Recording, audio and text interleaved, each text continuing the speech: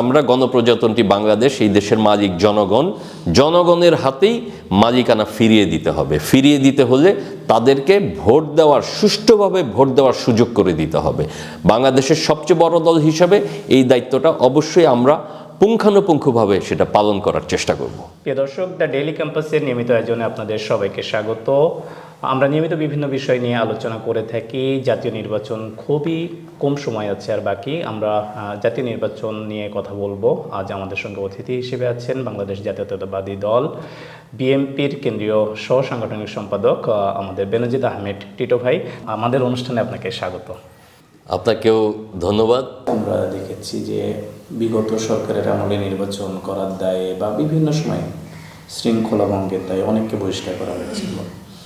5 তারিখের পরে আমরা দেখেছি যে অনেককে আবার দলে সুযোগ দেওয়া হচ্ছে। এমনও হয়েছে যে আজীবন বহিষ্কার তো যাদেরকে করা হয়েছিল সেরকম কিছু নেতা ঢুকেছে।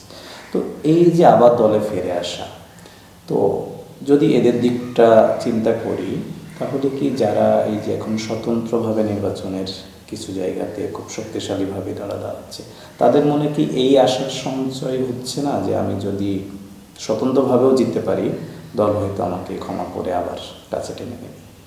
সেটা মনে করতেই পারে, তবে দলের জায়গায় দলের সিদ্ধান্তে অনড় থাকবে। নির্বাচনে প্রতিটা আসনে দল যাদেরকে মনোনয়ন দিয়েছে তাদেরকে জয় লাভ করানোর জন্য দলের যা যা ভূমিকা রাখার, দলের সমস্ত নেতাকর্মীরা সেটা করবে, এটা আমি বিশ্বাস করি, এবং দলের নির্দেশনাও তেমনই থাকবে। আর প্রার্থীরা তো অনেক কিছুই মনে করতে পারে। তো ইলেকশন করছে যারা স্বতন্ত্র, তারা এই মুহূর্তে কি ভাবছে সেটা ইলেকশনের পরে সেটা বোঝা যাবে যে আসলে তাদের ভাবনার সঙ্গে বাস্তবতা মিলে কিনা। আচ্ছা, এই জায়গাটা যদি আমরা আরেকটা বিষয় জানতে চাই যে ইতিমধ্যে বেশ কিন্তু আমি একটা বিষয় সংযোজন করতে চাই এখানে।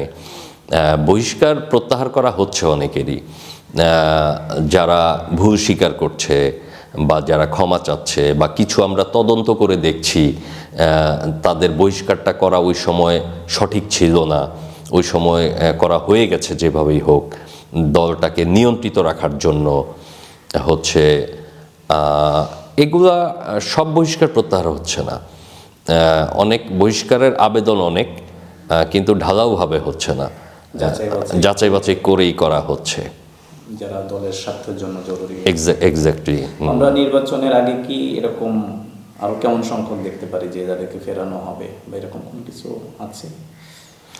যদি কারো বিরুদ্ধে খুব বড় ধরনের অভিযোগ থাকে তাদেরকে ফেরানো হবে না, হচ্ছে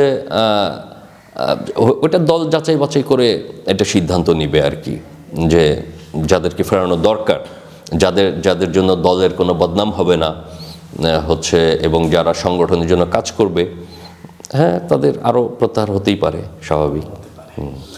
আমরা যদি আরেকটা বিষয় দেখি, 5 তারিখের পরে যখন শেখ হাসিনা পালিয়ে গেলেন, আওয়ামী লীগের রাজনীতি সাময়িকভাবে নিষিদ্ধ হলো, রাজনৈতিক কার্যক্রম বিচার হওয়ার আগ পর্যন্ত। তো আমরা দেখলাম যে অনেক আওয়ামী লীগ করতেন নেতাকর্মী যারা আছেন বা তাদের অঙ্গ সংগঠন, তারাও বিএনপিতে যোগ দিচ্ছেন বা অন্য দলগুলোতেও যোগ দিচ্ছেন। শুধু বিএনপি না, এখানে জামাতেও যোগ দিয়েছেন অনেকে বা অন্য দলগুলোতেও যোগ দিয়েছেন। তো এক্ষেত্রে কি বিএনপি উদারতা দেখাচ্ছে বা বিএনপির আসলে অবস্থানটা কি? না, বিএনপির কোনো হচ্ছে যারা বড় পদ পদবিতে ছিল, এমপি ছিল, মন্ত্রী ছিল, মামলার আসামি, এদেরকে বিএনপি কি যোগদান করাচ্ছে? মনে হয় না। আসলে একেবারে তৃণমূল পর্যায়ে আমরা তো আসলে পাশাপাশি সবাই অবস্থান করি। এখন শেখ হাসিনা পালিয়ে গেছে, তার সঙ্গে হয়তো অনেক আওয়ামী লীগের লোকজনও পালিয়ে গেছে, সংখ্যা কত হবে? ধরেন 30,000, 40,000, 50,000, হোয়াট এভার ইট ইজ। কিন্তু যারা ভোটটা দিত এরা তো রয়ে গেছে নাকি দেশে? রয়ে গেছে না? তো দেখা গেল পাশাপাশি অবস্থান করছে প্রতিবেশী, আত্মীয় স্বজন, একই বংশ, এরকম আছে, অনেক আছে। কাজে তৃণমূল পর্যায়ে অনেকে আছে যারা বিগত দিনের ভুল ত্রুটি সেটা বুঝতে পারছে, যারা ভোটার শ্রেণী বা কিছু সমর্থক শ্রেণী আছে হচ্ছে, তারা বিএনপির রাজনীতির উপর আস্থাশীল হয়ে এরকম হয়তো কিছু যোগদান হচ্ছে। আমিও ফেসবুকে দেখি মাঝে মধ্যে বা বিভিন্ন নিউজ টিউজে দেখি আর কি, সেটার উপর বেস করেই বলছি।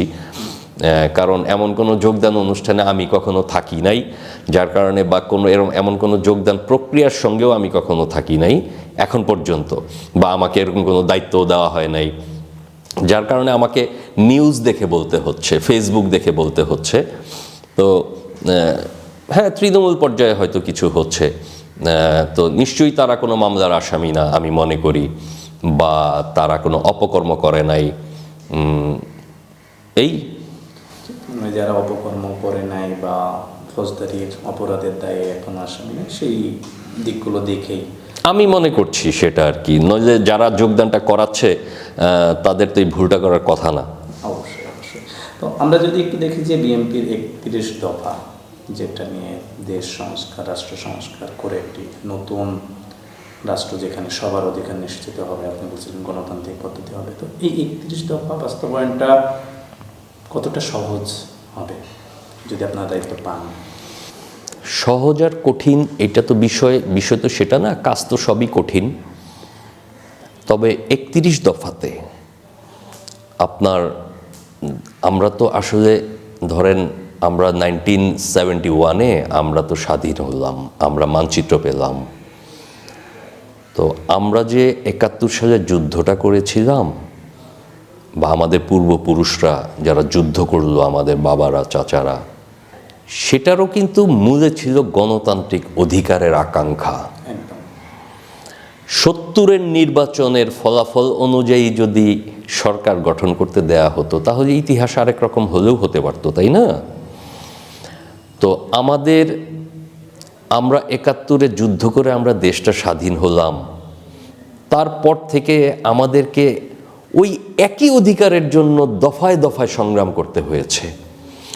আমাদের 90-এর আন্দোলন আমাদের ভোটের অধিকারের জন্য, হচ্ছে শেখ হাসিনার পতন আন্দোলন ভোটের অধিকারের জন্য। আমাদের এই যে অধিকার, এই অধিকারের সংগ্রাম আমাদের স্বাধীনতা যুদ্ধের পর থেকেই চলছে। তো আপনার এক্সাক্ট কোশ্চেনটা কি ছিল? যে 31 দফা বাস্তবায়নটা 31 দফা। কতটা তো সহজ? আমরা এই 31 দফার মধ্যে খুব গুরুত্বপূর্ণ একটি দফা আছে, সেটা হচ্ছে পরপর 2বারের বেশি একজন ব্যক্তি প্রধানমন্ত্রী হবেন না। একজন মানুষ যখন দীর্ঘ সময় ক্ষমতায় থাকে, দীর্ঘ সময় একটা দায়িত্বে থাকে, তখন তার ভিতর একটা দানবীয় মনোভাব সৃষ্টি হয়, যেটার থেকে সে একটা সময় চরম স্বৈরাচার আচরণ শুরু করে।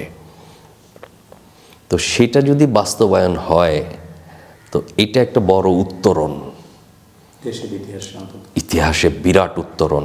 এটা হচ্ছে যে ভবিষ্যতে অ্যাটলিস্ট একটা জিনিস বাংলাদেশের মানুষের কাছে প্রতিষ্ঠিত হয়, যে বিএনপি এবং আমাদের নেতা জনাব তারেক রহমান উনি চান না, এবং বিএনপি সমমনা দল যারা একসঙ্গে আন্দোলন করেছে এবং এই 31 দফার সঙ্গে যে সকল দল জড়িত, আমরা চাই না বাংলাদেশে আর কোনো স্বৈরাচার জন্ম নেক, নতুন স্বৈরাচার হোক। এই জায়গাটা অন্তত আমরা অতিক্রম করে আসতে পারি, এটা একটা বড় উত্তরণ হবে বিএনপির। এরপরে ধারাবাহিকভাবে ধরেন আপনার নারী উন্নয়ন, যুব সমাজের উন্নয়ন, শিক্ষার উন্নয়ন, বিভিন্ন উন্নয়ন। অবশ্যই কাজগুলো সহজ হবে না, কারণ আমাদের যে অর্থনৈতিক অবস্থা, তো এই অর্থনৈতিক অবস্থার ভিতরে কাজগুলো অবশ্যই কঠিন হবে, কিন্তু কঠিন কাজও তো করতে হবে। কঠিন দেখে তো আর ভয় পেয়ে বসে থাকতে হবে না, চেষ্টা করতে হবে। সেই চ্যালেঞ্জ নিতে হবে। হ্যাঁ, সেই চ্যালেঞ্জ তো অবশ্যই আমরা প্রস্তুত আছি সেই চ্যালেঞ্জ নিতে। আমরা যদি একটু ভিন্ন দিকে যাই, এই নির্বাচনে 4 কোটির বেশি তরুণ ভোটার, আমরা যদি দেখি বিভিন্ন বিশ্ববিদ্যালয়ের ছাত্র সংসদ নির্বাচনে আপনাদের ছাত্র সংগঠন, ছাত্র দলের খুব একটা সফলতা আসেনি, যদিও সবশেষ জগন্নাথ বিশ্ববিদ্যালয়ে একটু ভালো অন্যগুলো থেকে। জামাত ইসলামের যারা ছাত্র সংগঠন, তাদের বিপুল জয় এসেছে, বা তারা একচেটিয়া সেখানে ছাত্র সংসদগুলোতে জয় পেয়েছে। আপনি একসময় ছাত্র রাজনীতি করেছেন, দীর্ঘদিন আন্দোলন সংগ্রাম, অনেক ইতিহাস আছে। তো প্রথমত আপনার কাছে কী মনে হয়েছে ছাত্রদল এখানে কেন ভালো করতে পারলো না, এটা এক। দ্বিতীয়ত হলো যে এই ভোটগুলোর প্রভাব বা এই নির্বাচনে জেতার পরে আপনাদের যারা এখন অপোজিশন তারা একটু বেশি সুবিধা পাবে কিনা? তো আমি এটা এই প্রশ্নের উত্তরে আমি ছোট করে পাল্টা একটা প্রশ্ন করে নিই। সেটা হচ্ছে ছাত্রদল যে ভালো করতে পারছে না বা পারে নাই, ভালো করছে কারা? না, যেহেতু তাদের একটা সংগঠন পেয়েছে, আমরা যদি ফলাফলের হিসাব দেখি, যদি আমরা এখন নির্বাচনের পরে কি দেখব, বিএনপি যদি ক্ষমতা গঠনের মতো আসন পায় তাহলে আমরা বলবো বিএনপি ভালো করেছে, অন্য দল পেলে তাদেরকে বলবো ভালো করেছে। তাহলে ছাত্র শিবির যারা যে প্যানেলগুলো দিয়েছে তারা ইনক্লুসিভ প্যানেল দিয়েছে, অনেক জায়গায় আরও ধার দেনা করে ওকে ফাইন, শিবির, শিবির করেছে। হ্যাঁ শিবির হচ্ছে তারা জামাত ইসলামের সঙ্গে তারা মতাদর্শ আছে, মতাদর্শ আছে, একটা মিল আছে। অঙ্গ সংগঠন না বোধ হয় না। না, ছাত্র সংগঠন তারা এখন অঙ্গ সংগঠন হতে পারে না। তারা হ্যাঁ, সহযোগী সংগঠন, তারা হ্যাঁ ঠিক তারপর সেটা বলেছেন। ওইভাবে বা স্বীকার করে না, তারা ইন্ডিভিজুয়াল মতাদর্শ, হ্যাঁ সেটা যাই হোক, মতাদর্শ এক। হ্যাঁ এক মতাদর্শ এক। তো মতাদর্শ যেহেতু এক, তো আমরা এটা কেন পাচ্ছে তারা, আর এটার প্রভাবটা কিভাবে পড়বে জাতীয় নির্বাচনে? ছাত্রদল কেন? হ্যাঁ, তো বিষয় হচ্ছে কি, বিগত স্বৈরাচার সরকার অনেক বড় একটা ক্ষতি করে দিয়ে গেছে। ক্ষতিটা কিভাবে করেছে? আমরা এই যে আমাদের নির্বাচন বা আমাদের রাজনীতি বা আমরা যে আলোচনা করছি আমরা ফেব্রুয়ারি নির্বাচন নিয়ে বা আমাদের দেশের পরিস্থিতি নিয়ে, তো আমরা আসলে কি নিয়ে আলোচনা করছি? আমাদের দেশের ব্যবস্থাপনা নিয়ে, দেশের রাজনৈতিক অবস্থা নিয়ে, দেশের নির্বাচন নিয়ে। তাহলে আগে তো দেশ, অবশ্যই তারপর তো দেশের ভিতরের বিষয় নিয়ে চিন্তা, আগে তো দেশ। তো এই দেশটা হলো তো ৭১-এ, নাকি? একদম। দ্যাট মিন্স আমরা দেশটা বানিয়েছি 1971 সালে স্বাধীনতা যুদ্ধ করে, পাকিস্তানিদের সাথে যুদ্ধ করে। সমস্যাটা হয়েছে বিগত সরকার আমাদের যে স্বাধীনতা, আমাদের যে মুক্তিযুদ্ধ, এই বিষয়টাকে ধ্বংস করে দিয়ে গেছে। তারা স্বাধীনতা, মুক্তিযুদ্ধ এবং স্বাধীনতা মুক্তিযুদ্ধের চেতনা এটাকে সামনে রেখেছে, আরেক দিকে তারা জুলুম, নির্যাতন, লুটপাট সব করেছে। তারা স্বাধীনতা এবং মুক্তিযুদ্ধের কথাটাকে সাইনবোর্ডটাকে সামনে রেখেছে, জুলুম নির্যাতনটাকে তারা আরেক হাতে করেছে। তারা লুটপাট করেছে, যত অপকর্ম সব করেছে। এতে কি হয়েছে যে নিউ জেনারেশন আজকে 50 বছর পরে, 20 বছর, 30 বছর পরে যারা ইয়াং যারা আছে, যারা স্বাধীনতা যুদ্ধ দেখে নাই, বা যেমন আমরা খুব কাছাকাছি ছিলাম, আমরা হচ্ছে আমার বাবা মুক্তিযোদ্ধা, আমি ছিলাম, কিন্তু আমার ছেলে আরেকটু দূরে, বা আমার ছেলের যদি ছেলে থাকে সে আরও দূরে। তো বিষয় হচ্ছে তারা কি দেখছে? নতুন জেনারেশন দেখেছে যারা মুক্তিযুদ্ধের কথা বলে এরাই নির্যাতন করে, যারা স্বাধীনতার কথা বলে এরাই লুটপাট করে, যারা হচ্ছে মুক্তিযুদ্ধের চেতনার কথা বলে এরাই দুঃশাসন করে। এদের ভাবধারা মনোজগতে পরিবর্তন হয়েছে। অর্থাৎ মুক্তিযুদ্ধকে যতটুকু ক্ষতিগ্রস্ত করা যায়, এই ভাব, এই চেতনাকে শেখ হাসিনা এটা করে দিয়ে গেছে বাংলাদেশে। যেটার ফলাফল পাচ্ছে ওরা, যারা মুক্তিযুদ্ধে ওই সময়ে মুক্তিযুদ্ধের বিরোধিতা করেছে, তারা এইটার ফলাফলটা পাচ্ছে। আমি কি বিষয়টা বোঝাতে পেরেছি? মানে আপনি বলছেন যে তারা ভিকটিম রোলে যে সুবিধাটা পাচ্ছে। এক্স্যাক্টলি, তারা সুবিধাটা পাচ্ছে যে, অর্থাৎ অত্যাচারী কারা? যারা মুক্তিযুদ্ধের সপক্ষ শক্তি, এরা হচ্ছে অত্যাচারী। এটাই নতুন জেনারেশন দেখেছে। শেখ হাসিনা গত 17 বছর এটাই দেখিয়েছে। মুক্তিযুদ্ধকে তারা বিক্রি করতে গিয়ে, তারা মুক্তিযুদ্ধটাকে সামনে তুলে ধরে আরেক হাতে তারা যত অপকর্ম করেছে, নতুন জেনারেশন দেখেছে যে মুক্তিযুদ্ধের কথা যারা বলে এরাই সব অপকর্ম করে। এই জন্য তারা এখান থেকে কিছুটা সরে এসে তারা এই যে এখন বিভিন্ন শিক্ষা প্রতিষ্ঠানে নিউ জেনারেশনের ভোট পাচ্ছে। হ্যাঁ, এখানে একটা ব্যাপার আছে, আমাদের কিছুটা দুর্বলতা থাকতে পারে। এই দুর্বলতার জন্য গত সরকারকে দায় নিতে হয়।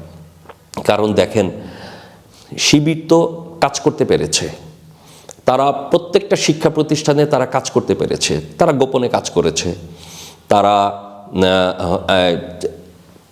ওই সংগঠনের ভিতরে, ছাত্রলীগের ভিতরে থেকেও কাজ করেছে। কিন্তু আমরা তো কাজ করেছি প্রকাশ্যে আমাদের যতটুকু, কিন্তু আমাদেরকে তো গত সরকার আমাদেরকে তো কাজটা করার সুযোগ দেয় নাই। ছাত্রদল করে মানেই তাকে উচ্ছেদ করো, তাকে ক্যাম্পাসে থাকতে দিও না। তাহলে একটা নতুন ছাত্র অথবা ছাত্রী যখন একটা শিক্ষা প্রতিষ্ঠানে ভর্তি হয়, সে ছাত্রলীগ করবে না, সবাই ছাত্রলীগ করবে তার তো কোনো মানে নাই। ছাত্রলীগ যে করবে না, সে নিশ্চয়ই অন্য আরেকটা সংগঠন করবে যে রাজনীতিতে আগ্রহী। তো সে তো অন্য কোনো সংগঠন খুঁজে পায় না, কারণ ছাত্রদলকে তো সেখানে দাঁড়াতে দেয় নাই। তাহলে এই যে শূন্যতা, এই শূন্যতা পূরণ করেছে শিবির গোপনে গোপনে। কিন্তু আমরা তো গোপন সংগঠন না, যার কারণে আমরা গোপনে কাজটা করতে পারি নাই। এইটার জন্য আজকে এই অবস্থা দাঁড়িয়েছে। এটা ভাঙবে, এটা ভাঙবে। কারণ দেখেন, বাংলাদেশটা তো, বাংলাদেশে মুসলমান, হিন্দু, বৌদ্ধ, খ্রিস্টান, আমরা বাঙালি, আমাদের বিভিন্ন নৃতাত্ত্বিক গোষ্ঠী আছে, চাকমা, মগ, মুরং আছে। তো আমরা এই যে ন্যারেটিভের কথা বলে দেখবেন আপনি, যে অনেকেই বলে যে বিএনপি ন্যারেটিভ তৈরি করতে পারে না। বিএনপি কি ন্যারেটিভ তৈরি করবে? জিয়া রহমান আমাদের সামনে যেটা দিয়ে গেছে বাংলাদেশি জাতীয়তাবাদ, এর উপরে ন্যারেটিভ কি? এটাই তো আমরা এখন পর্যন্ত সবাইকে বুঝাই উঠাতে পারিনি ভালোভাবে। ধরেন আমরা বলি হচ্ছে হিন্দু মুসলমান ভাই ভাই, তো মুখে মুখে ভাই ভাই বললে তো আর ভাই ভাই হয় না। আপনি তো ভাই হিন্দু আর আমি তো মুসলমান, আমরা ভাই হব কেমনে? ভাই হতে হলে একটা কমন গ্রাউন্ড সৃষ্টি করতে হবে, যে গ্রাউন্ডে আমরা সবাই একসাথে হতে পারবো। সেটা জিয়া রহমান করে দিয়ে গেছে। বাংলাদেশের জাতীয়তাবাদ, we are having a map, আমাদের একটা স্বাধীন একটা মানচিত্র আছে, দেশ স্বাধীন হয়েছে।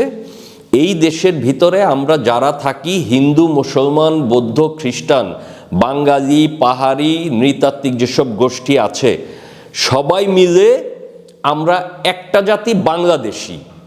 অর্থাৎ সবার অধিকার সমান, একদম সবার অধিকার সমান। এই কমন একটা গ্রাউন্ড তৈরি করে দিয়ে গিয়েছেন উনি।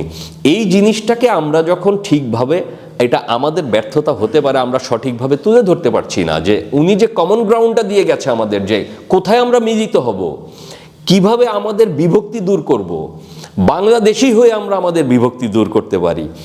তখন আর এই বিষয়গুলো থাকবে না যে আমি মুসলমান, কাজী মুসলমান ভাইকেই ভোট দিতে হবে, বা হচ্ছে এই যে বিষয়গুলা ধর্মীয়, এই বিষয়গুলা প্রভাবটা থাকবে না। কারণ হচ্ছে সবার অধিকার যখন সমান হবে, সবাই যখন বাংলাদেশি হব, তখন আর এই বিষয়গুলো কাজ করবে না। আমি বিশ্বাস করি নতুন জেনারেশন যারা আছে, এরা খুবই ব্রিলিয়েন্ট, অত্যন্ত বিচক্ষণ। হচ্ছে এটা তারা, এটার ফল আমরা পাবো, এটার ফল পাওয়া যাবে। আপনার সঙ্গে জেনজির পার্থক্য খুব একটা বেশি না, পরপরই। তাহলে আপনি খুব কাছ থেকে জানতে পারছেন যে জেনজিরা আসলে কি চায়, তাদের কেমন দেশ পছন্দ। এই জায়গায় কি বিএনপি নতুন কোনো কিছু ইমপ্লিমেন্ট করবে নির্বাচনকে সামনে রেখে? বিএনপির ইস্তেহারের কাজ চলছে, ইস্তেহারের কাজ চলছে। ইস্তেহারের যে এটার জন্য যাদেরকে দায়িত্ব দেওয়া হয়েছে, তারা এটা নিয়ে কাজ করছে। তো ইস্তেহারটা হোক, তারপরে এই বিষয়ে আসলে ভালো কথা বলা যাবে। হ্যাঁ, জেনজিদের জন্য অবশ্যই, নিউ জেনারেশন যারা আছে, অবশ্যই তাদের ভাবধারাটা বুঝে, তাদের মনোজগৎটাকে বুঝে অনুধাবন করেই সামনের দিকে যেতে হবে, নয়তো তো যাওয়া যাবে না, কোনো সুযোগ নেই। আচ্ছা, আমরা একদম শেষের দিকে চলে এসেছি। আমরা একটু জানতে চাই যে সম্প্রতি আমরা যেহেতু জেনজির কথা বলছিলাম, গণ অভ্যুত্থানে নেতৃত্ব দেওয়া যারা দিয়েছিলেন তাদের নিয়ে গঠিত এনসিপি, তারা জামাত ইসলামের সঙ্গে একটা সমঝোতায় গেছে, নির্বাচনী সমঝোতার সঙ্গে আরও অনেকগুলো দল, ইসলামী দলগুলো আছে। সব মিলিয়ে জামাত ইসলামের নেতৃত্বে 11 দলের একটা সমঝোতা হয়েছে, নির্বাচনের সমঝোতা। তারা নিজেদের মধ্যে আলাপ আলোচনার মাধ্যমে নির্বাচন করবে 300 আসনের প্রার্থী। তো তাদেরকে কি আপনারা কীভাবে দেখছেন? অবশ্যই তাদের সঙ্গে নির্বাচনে প্রতিদ্বন্দ্বিতা করা হবে, ছোট করে দেখার কোনো সুযোগ নাই। গত ছাত্র আন্দোলন 24-এর আন্দোলনে এনসিপিতে যারা আছে, নেতারা আছে, তাদের ভূমিকা ছিল। তারা যথেষ্ট ভূমিকা রেখেছে, বড় ভূমিকা রেখেছে, কাজে ছোট করে দেখার কোনো সুযোগ নাই। হচ্ছে জুলাই আন্দোলন খুবই গুরুত্বপূর্ণ। হচ্ছে আমরা 17 বছরে আন্দোলন সংগ্রাম করে আমরা যে একটা পাটাতন তৈরি করেছি, সেই পাটাতনের উপরে দাঁড়িয়েই হয়েছে। কিন্তু সেখানে তো ছাত্র জনতা, তাদের একটা বিরাট ভূমিকা ছিল, ছাত্রনেতাদের একটা বড় ভূমিকা ছিল। ছোট করে দেখছি না, ছোট করে দেখলে ভুল হবে। লড়াই হবে। হ্যাঁ, অবশ্যই লড়াই তো ভোট যুদ্ধ, সেখানে কাউকে দুর্বল করে দেখাটা বোকামি, অবশ্যই বোকামি হবে। আমরা সেটা মাথায় নিয়েই কাজ করছি। সবশেষ একটা প্রশ্ন, নির্বাচনের আগ মুহূর্তে আইন শৃঙ্খলা বাহিনী সবসময় নিয়ে কথা হয়েছে, বিএনপি অভিযোগ করেছে, জামাত ইসলাম অভিযোগ করেছে, এনসিপি থেকে অনেক সময় বলা হয়েছে যে আইন শৃঙ্খলা বাহিনীর তৎপরতা বা বাকি কাজগুলো। নির্বাচনকে নিয়ে কি কোনো শঙ্কা আছে, নিরাপত্তা? মানে আপনারা কীভাবে দেখতেছেন বিষয়টা? আইন শৃঙ্খলা বাহিনীর আরও উন্নত দরকার আছে কিনা? আইন শৃঙ্খলা বাহিনীর তো অবশ্যই জোরালো ভূমিকা রাখার দরকার আছে, এটা তো অস্বীকার করার কোনো কারণ নাই। কিন্তু নির্বাচন সম্পন্ন করার মতো অবস্থা বাংলাদেশের আইন শৃঙ্খলা বাহিনীর আছে, তারা যদি সঠিকভাবে সেটা বাস্তবায়ন করে। আর বাংলাদেশের মানুষই হচ্ছে নির্বাচনমুখী, বাংলাদেশের মানুষই, জনগণই নির্বাচন পছন্দ করে। কাজেই আইন শৃঙ্খলা বাহিনীকে বাংলাদেশের মানুষই সহযোগিতা করবে। বাংলাদেশের মানুষ যতটা আগ্রহী, আইন শৃঙ্খলা বাহিনীও মানুষকে সহযোগিতা করলে এটা সম্পন্ন হয়ে যাবে। কাজে এটা নিয়ে খুব বেশি ভীতিকর অবস্থা আছে বলে আমি মনে করছি না। তবে যেমন আমি ওই দিন আমার টাঙ্গাইল 4 কালিহাতি আমার বাড়ি, তো আমি সেদিন একটা কর্মী সভায় আমি এটা বলে এসেছি, যারা বিএনপির নেতা আছেন তারা বিভিন্ন সভা সমাবেশ বক্তব্যে অন্য প্রার্থীকে হেয় করবেন না, অন্য প্রার্থীকে ধমক দিবেন না, নিজেরা নিজেদেরকে খুব বেশি শক্তিশালী মনে করে বা হচ্ছে অন্য কোনো প্রার্থীর কর্মকাণ্ডে বাধাগ্রস্ত করবেন না। বিএনপির কেউ যাতে কোনো রকম মব সৃষ্টি না করে। হচ্ছে আমরা আসলে একটা সুষ্ঠু বাংলাদেশ চাই। ব্যক্তিগতভাবে যদি আমাকে বলতে বলেন, এটা আমি ব্যক্তিগতভাবে, আমি যে মনোভাবের মানুষ, আমি যে ভাবধারার মানুষ, অধিকার হবে সমান এবং এখানে সবাইকে কাজ করার সুযোগ দিতে হবে। সবাই কাজ করবে, যারা ইলেকশন করছে। একজন স্বতন্ত্র প্রার্থী সে যেমন সুযোগ পাবে, বিএনপির প্রার্থীও তেমন সুযোগ পাবে, জামাত ইসলামও তেমন সুযোগ পাবে, এনসিপি, সবাই সমান সুযোগ পাবে। কেউ যাতে কাউকে বাধাগ্রস্ত না করে। আইন শৃঙ্খলা বাহিনীও অবশ্যই নিরপেক্ষ ভূমিকা পালন করে, যাতে আমরা চাই একটা ভালো নির্বাচন, সুন্দর নির্বাচন। মানুষ কি চায়, জনগণ কি চায়, সেটা আমরা আসলে দেখতে চাই। জনগণের ম্যান্ডেটের উপরে। হ্যাঁ, আমরা গণপ্রজাতন্ত্রী বাংলাদেশ, এই দেশের মালিক জনগণ। জনগণের হাতেই মালিকানা ফিরিয়ে দিতে হবে। ফিরিয়ে দিতে হলে তাদেরকে ভোট দেওয়ার, সুষ্ঠুভাবে ভোট দেওয়ার সুযোগ করে দিতে হবে। বাংলাদেশের সবচেয়ে বড় দল হিসাবে এই দায়িত্বটা অবশ্যই আমরা পুঙ্খানুপুঙ্খভাবে সেটা পালন করার চেষ্টা করব। টিটু ভাই, আপনাকে অনেক ধন্যবাদ। অনেকক্ষণ কথা হলো, খোলামেলা সব আলোচনা হলো। আমাদের অনুষ্ঠানে আপনাকে ধন্যবাদ। আপনাকেও ধন্যবাদ। আমি ডেইলি ক্যাম্পাসের সকলকে ধন্যবাদ জানাই এবং ডেইলি ক্যাম্পাসের মাধ্যমে আমি যারা এটা দেখবেন, যারা শুনবেন আজকের এই অনুষ্ঠান, এই ইন্টারভিউ বা যাই হোক যে কথাবার্তা, আমাদের আলোচনা, আমি সবাইকে ধন্যবাদ জানাই। ভালো থাকবেন, আবার দেখা হবে, আবার কথা হবে। জি, প্রিয় দর্শক, এতক্ষণ আমাদের সঙ্গে ছিলেন বাংলাদেশ জাতীয়তাবাদী দল বিএনপির কেন্দ্রীয় সহ সাংগঠনিক সম্পাদক আমাদের বেনজির আহমেদ টিটু ভাই। তার সঙ্গে আমরা দীর্ঘক্ষণ আলাপ আলোচনা করলাম রাজনীতি, আগামী নির্বাচন, সব বিষয়গুলো নিয়ে। অন্য সব তথ্য এবং খবরের জন্য দ্য ডেইলি ক্যাম্পাসে নজর রাখুন। আজ এই পর্যন্তই বিদায় নিচ্ছি। আসসালামু আলাইকুম।